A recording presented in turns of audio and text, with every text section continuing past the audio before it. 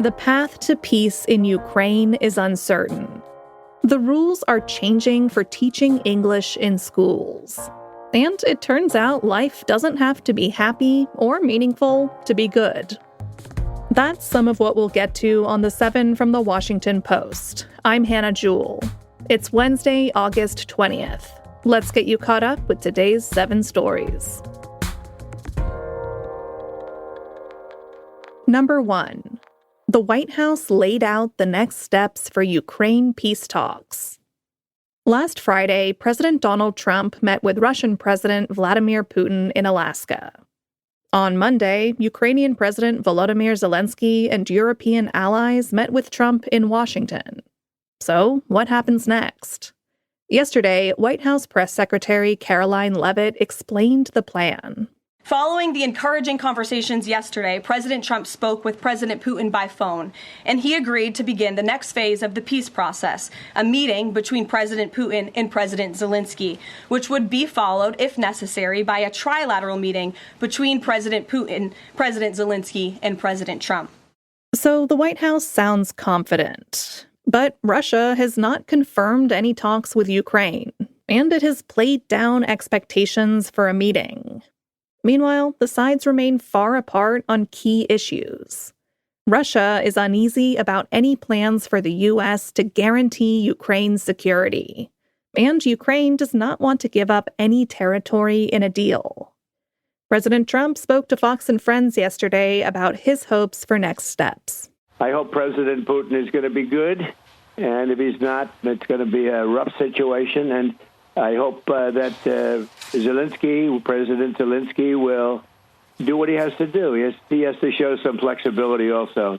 European allies of Ukraine are wary of an emboldened Russia next door. They say any settlement will have to provide safeguards against future attacks.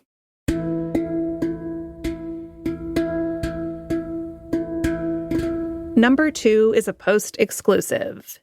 Pete Hegseth's personal security requirements are straining an Army protective unit. An agency of the Army is in charge of security for top Defense Department officials. That includes the Defense Secretary, former Fox News host Pete Hegseth. The agency is struggling to cope with Hegseth's unusually high security demands. The unit is having to pull agents from criminal investigations to safeguard Hegseth's family residences in Minnesota, Tennessee, and D.C. The sprawling, multi-million-dollar initiative has forced the agency to staff weeks-long assignments in each location. At times, it has had to monitor residences belonging to the Hegseth's former spouses. One Army official expressed frustration with the abnormal situation. They told the Post that some agents were being taken off investigations to, quote, sit on luggage or sit in cars in driveways. Number 3 is also a Post exclusive. D.C.'s top prosecutor confirmed a major change to the city's gun policy.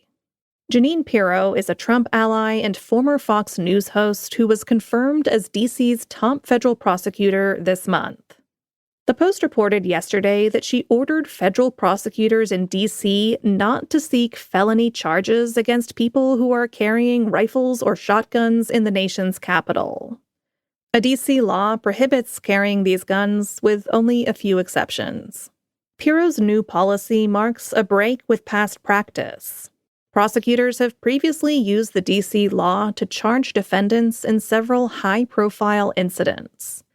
Those include a 2019 shotgun attack in Northeast Washington and the Pizzagate shooter who targeted a restaurant in 2016 while chasing a conspiracy theory. The shift comes at an unexpected time. The Trump administration is ramping up federal law enforcement on the streets of D.C. in what it says is a bid to reduce crime.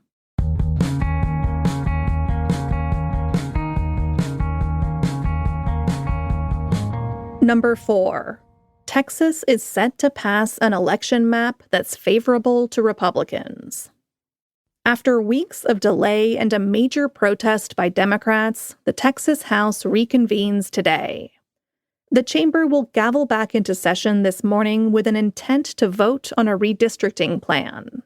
It would create 5 new safe Republican seats in the U.S. House of Representatives. Tensions are high. Last night, the Texas Capitol was evacuated in response to a shooting threat which cited the political situation. The person who posted the threat has not been identified. Meanwhile, other states, including California, Indiana, and Ohio, may try to redraw their maps too. Both parties are scrambling to get changes in place before the midterm elections next year. The Education Department rescinded rules for teaching English learners. That's number 5, and it's another post-exclusive. Long-standing guidance has directed schools to accommodate students learning English. But yesterday, the Education Department confirmed to the Post that it was rescinding those rules. This is one of several moves by the administration to scale back support for approximately 5 million school children who aren't fluent in English. And it's an acceleration of Trump's executive order from March declaring English the country's official language. Other guidance related to language access for people using federal government services is also being suspended.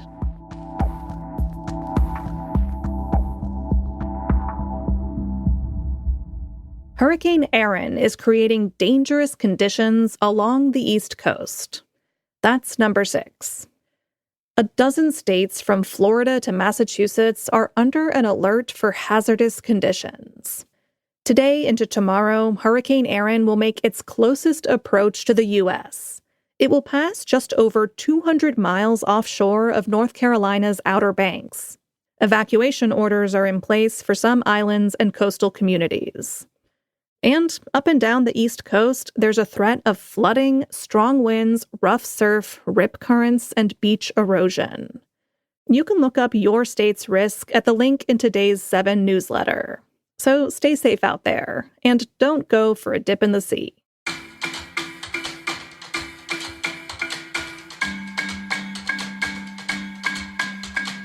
And at number 7, your life doesn't have to be happy or meaningful to be good. Allow me to explain. Decades of research in psychology has identified 2 answers to the question, what is a good life and how can we create it?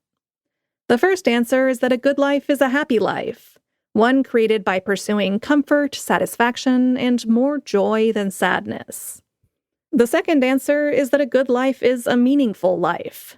That's one grounded by purpose, connection, and making the world a better place. If that's your path, good for you. But recently, researchers have proposed a third answer. They say that a good life is a psychologically rich life. That means a life marked by novel experiences, perspective-shifting insights, and complexity.